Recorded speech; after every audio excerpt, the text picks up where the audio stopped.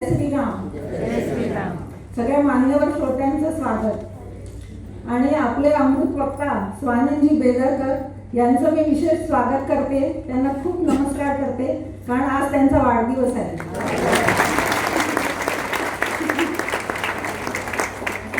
त्यांना खूप शुभेच्छा देते. आणि आपण तर त्यांना अमृत वक्ता म्हणतोच, पण मला त्यांना स्वयंभू वक्ता म्हणावं असं वाटतं. स्वयंभू अशासाठी तेव्हा त्यांना कशाची गरजच नाही, त्यांना सगळं काय त्यांचं तयारच आहे. म्हणजे AI ला लाजवील असं त्यांचं ज्ञान आहे. लोक काय म्हणतात की आम्ही आमचा कार्यक्रम हायजॅक केला, असं कोणी कोणी कार्यक्रमाबद्दल कुठला म्हणत असतात. पण आम्ही काय म्हणतो, आम्ही वक्ताच हायजॅक केलेला आहे. कारण असा वक्ता आम्हाला मिळाला आहे की आता आम्ही त्यांना सोडणार नाही आहोत. आणि ते पण इतकं आमच्यावर प्रेम करतात. आम्ही जे काय म्हणू ते सगळं ऐकतात. कुठली तारीख घ्या, कोणता विषय घ्या, सगळं आम्ही त्यांना सांगतो, ते आमचं सगळं ऐकतात. त्याबद्दल मी त्यांना खूप धन्यवाद देते. आणि वाग्देवतेने त्यांच्यावर अशीच कृपा नेहमी ठेवावी अशी देवाला प्रार्थना करते. आज आमच्या या व्याख्यानमालेचं 5वं वर्ष आहे. गेली 5 वर्ष हे आम्ही व्रत सुरू ठेवलं आहे. पुढेही असंच राहावं अशी मला म्हणजे देवाजवळ तर मी इच्छा ठेवलीच आहे. पण आमचे जे आधारस्तंभ आहेत, रमेशदादा बापट, अनिलदादा सुकेणकर, अरुणदादा आडावतकर आणि आमचे खंदे कार्यकर्ते सुबोधजी ठाकूर, सुरेंद्रजी दुबे, हे सगळे त्यांच्या हिरिरीच्या एवढ्या उत्साहामुळे हे सगळं पार पडत आहे. नाहीतर आम्ही काही करू शकलो नसतो. त्यामुळे त्यांचे शतशः आभार. आणि गुरुतुल्य अशा आमच्या गुरुमाऊली सुमतीताई बापट, आमचे करंजीचे जोशी काका यांचे आशीर्वाद आणि अनेक महात्मे आम्हाला आशीर्वाद देतात. त्यामुळे आम्हाला खूप बळ मिळतं. आता जो विषय आहे शांती ब्रह्म श्री एकनाथ महाराज. मी थोडा बहुत जो 11वा स्कंद एकनाथ महाराजांनी जो हे विशद केलेला आहे, सगळ्यांना सांगितलं आहे, त्याचं वाचन करण्याचा प्रयत्न केला होता. तेव्हाच मला असं वाटत होतं की आपण आपल्या व्याख्यानमालेत यांचं एक दिवस म्हणजे 2 दिवसाचं जे आपलं असतं सत्र त्याच्यात ठेवावं. पण तो योग आज आला. खरं तर एकनाथ महाराज म्हटलं की एक तेजोपुंज असं व्यक्तिमत्व आपल्यासमोर उभं राहतं. कारण सूर्योपासक त्यांचं घराणं, सूर्याचं तेज त्यांना लाभलेलं होतं. आणि दुसरं असं की त्यांनी आपल्या म्हणजे त्यांच्या घराण्यातले भानुदास महाराज जे होते, एकनाथ महाराजांचे पणजोबा, जी आपली मूर्ती आहे पंढरपूरची, जी विठोबा आपली महाराष्ट्राची देवता, म्हणजे आपण त्याला कुलदैवतच म्हणतो महाराष्ट्राचं, ती जी मूर्ती आहे पांडुरंगाची, ती दक्षिणेच्या सम्राटांनी बळजबरीनेच तिकडे नेलेली होती. आपण काहीच करू शकलो नाही. कारण मराठी जनता तशीच आधी आपण थोडा आधीच मागे मागे राहतो. त्यामुळे नेली त्यांनी आपली उचलून, आपण बघत राहिलो.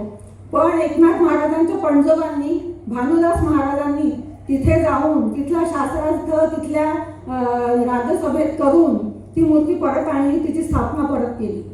आणि दुसरा एकनाथ महाराजांचं असं की आपली माऊली ज्ञानेश्वर महाराज, आपल्या हृदयावर राज्य करणारे, त्यांची समाधी ती पुनरुज्जीवित केली. नाहीतर तिच्याकडे दुर्लक्ष झालं होतं. ते कशामुळे झालं हे मला सांगता नाही येणार. आपले अमृत वक्ता आपल्याला सांगतील. तर तिचं पुनरुज्जीवन केलं. या 2 गोष्टी म्हटल्या की एकनाथ महाराज हे आपल्याला खूपच आदरणीय वाटतात. आणि आता थोडंसं जरा हे सांगते की इथे जे मला मनोगत सांगायला मिळतं दरवर्षी, हे खूपच मला म्हणजे इतकं एवढं तुमच्यासारख्या श्रोत्यांसमोर, एवढ्या वक्त्यांसमोर मी बोलते, म्हणजे हे मी स्वप्नातही कधी कल्पना केलेली नव्हती. पण हे भाग्य मला मिळत आहे. आणि आता तर मला असं वाटतं की आम्ही तुमच्या परिवारात आलेलो आहोत. त्यामुळे तुमच्याशी काहीही बोलायला मला काही वाटत नाही, कुठलीही भीती वाटत नाही. आणि मी बिनधास्त बोलते. आता तुम्ही बघताच आहात की माझ्या हातात काठी, यांना प्लास्टर. तर तो जो काय अनुभव होता तो मी थोडक्यात म्हणजे मला तुम्हाला सांगावं असं वाटतं, म्हणून या मनोगतात सांगते आहे. खरं तर असं वाटतं मला की हे सगळं मला माझ्याबद्दल उगीच जे काय वर्णन सांगितलं ना, भागवत अमकं ढमकं, तर ते काय त्याच्याबद्दल मला म्हणजे आपण गजानन महाराजांच्या पोथीत वाचलंय. गजानन महाराज नाही का त्या घुंगुरड्या ओसाऱ्याला उचलून त्या जवळच्या पलंगावर ठेवतात, म्हणतात आणि सांग आता नैनम चिंतनती अर्थ सांग. तो बिचारा घाबरतो. तसंच मला एक अनुभव मला वाटतं देवाने दिलेला आहे की काय तू काय भागवत काय नुसतं वाचन काही डोक्यात तुझं शिकलंय की नाही, म्हणून हा अनुभव मला दिला असं मला वाटतंय. त्या दिवशी जी काय मी पडले रात्री, खरं तर काही ध्यानीमनी नव्हतं, नुसतं आमचं दोघांचं रुटीन छान मस्त चाललं होतं. रोजचं विष्णू सहस्त्रनामाला इकडे जा तिकडे जा, इकडे फिर प्रसाद खा, मस्त चाललं होतं. आणि आता दुसऱ्या दिवशी काय करायचं हे पण विचार डोक्यात होते. पण झोपायला जायच्या आधी आपल्या देवाला नमस्कार करतो तशी मी गेली, नमस्कार केला. आणि ते नाही का एक म्हणतात ना, दृष्टी हटे, तो काय दृष्टी हटे नजर हटे दुर्घटना घटे, तसं 2 मिनिटात एका क्षणात झालं. त्या पावदानात माझा पाय हे झाला आणि धाडकन उभ्याची आडली. आणि 2 मिनिटं मला कळलं नाही की भिंत समोर होती. पाहिलं भिंत अगदी अर्धा इंच माझ्या ह्याच्या डोक्याच्या पुढे होती. आणि मी म्हटलं अरे आपण शुद्धीवर आहोत का? मी शुद्धीवर होते. पटकन मी उठून बसले. यांना आवाज आला धाडकन, अगं काय पडलं? काही मीच पडली. आणि यांनी मला कसं वर खेचून उचललं आणि वर मी उभी राहिले. चालत परत घरात म्हणजे आतल्या खोलीत गेले. म्हटलं अहो काही नाही मला काही नाही झालं, थोडासा मुकामार लागलेला असेल, काही झालं नाहीये. त्यामुळे खरंच तुला सांग ना, काही पाय वगैरे तुझा काही हे झालंय का, काही दुखत आहे का, दुखतंय का? मी म्हटलं नाही. तर मग तशीच रात्र आम्ही काढली. आणि काही म्हणजे मी म्हटलं मनाची म्हणजे अशी समजूत घालत होते, काही झालं नाही. दुसऱ्या दिवशी सकाळी मात्र काही खरं नव्हतं. मग लगेच फोनाफोनी झाली. आधी तर आम्ही अनिल दादांना फोन केला, ते धावत आले मागली सकाळ. मग मुलींना फोन केला, मुलींनी आधी चिडाचिडी केली, रात्री झालं तर आम्हाला आता काय सांगताय, ते झालं. मग यांच्या बहिणीला, डॉक्टर बहिणीला फोन केला. तिने लगेच आम्हाला सुचवलं कुठे जायचं काय जायचं. तर डॉक्टरांची फोन झाला, त्यांनी घरी एक्सरेवाला पाठवला आणि माझी रवानगी झाली. रवानगी हॉस्पिटलमध्ये जर डॉक्टरांनी सांगितलं जॉईंट रिप्लेसमेंट करावं लागणार आहे, 2 दिवसात ऑपरेशन होईल, तुम्ही 4 दिवसात चालायला लागणार. म्हटलं चला बरं झालं, आपण काही झोपून नाही राहणार. आणि 4 दिवसात खरंच मला डॉक्टरांनी त्या वॉकरवर चालवलं. म्हणजे बघा ना डॉक्टरांची किमया, म्हणजे आडव्या झालेल्या माणसाला 2 दिवसात चालवणं ही काही सोपी गोष्ट नाही आहे. म्हणजे आपण डॉक्टरांचे तर आभार मानलेच पाहिजे, ते मेडिकल सायन्सची पण मानले पाहिजे, पण डॉक्टरांचे जास्ती, कारण त्यांचं स्किल फार छान, म्हणजे खरंच म्हणजे त्यांचे उपकारच म्हणायचे. पण झालं माझं, मी घरी आले. घरी आल्यानंतर आधी ते भागवत माझं जे रोजचं होतं ते बंद पडलं होतं, कारण इतक्या ह्याच्यात ते लिहिणं काही शक्य नव्हतं. मी म्हटलं आता चला लिहू. पण घरी आल्यानंतर मला कळलं की अरे हे काही सोपं नाही आहे. आपण वॉकर घेऊन चालतोय पण बाकी सगळं ठप्प झालंय. आणि मग जे काय माझ्या नकारार्थी विचारांनी माझ्या मनाचा ताबा घेतला तो काही सुटेना. खरं तर सगळे लोक भेटायला येत होते, आमचे विष्णू सहस्त्रनामाचे सगळा परिवार, सगळे मित्रमंडळ आम्हाला काय काय खायला घेऊन येत होते, डबे भरून आणत होते. पण मी त्यांच्याशी हसत खेळत बोलत होती, पण लक्ष काही लागेना. मुली म्हणाल्या आई तू एका जागी बसू नको, उठ इथून. म्हटलं अगं उठून काय करणार आहे, इथून मी 4 पावलं चालीन परत येईल. मी नाही तू म्हणे फार हे करते, तुला काहीतरी म्हणा असं यातनं बाहेर जाऊ. मी म्हटलं अरे असं कसं काय? म्हटलं काय झालं आहे, कसं काय आता माझं होणार आहे, मी कधी बरी होणार आहे? मग मला एकदा गीतेतलं आठवलं, देवाने सांगितलंय तू किती हातपाय मार, शेवटी मी जे सांगणार आहे, मी जे ठरवलंय तेच होणार आहे, तुझं काही खरं नाही आहे. तू काही ठरवून होणार नाही हे मला कळलं. मग ते कसं असतं पहा, आपलं जेव्हा रोजचं रुटीन सुरू असतं, आपण त्या रोजच्या ह्याच्यात असतो तेव्हा आपण खूप सुखी असतो. त्यातनं जी काही चिंता असते ती झालं. मला असं म्हणजे देवाला नमस्कार सुद्धा करते ना, देवाचा सुद्धा मला तिरस्कार वाटायला लागला, द्वेष.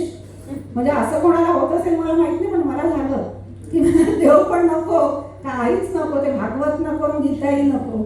पण मग एक दिवस मी रात्री विचार केला की अरे असं चालणार नाहीये, आपल्याला यातनं बाहेर यायला पाहिजे. दुसऱ्या दिवशी सकाळी मी उठली, माझं भागवत घेतलं, म्हटलं आजपासून मी लिहायला सुरुवात करते.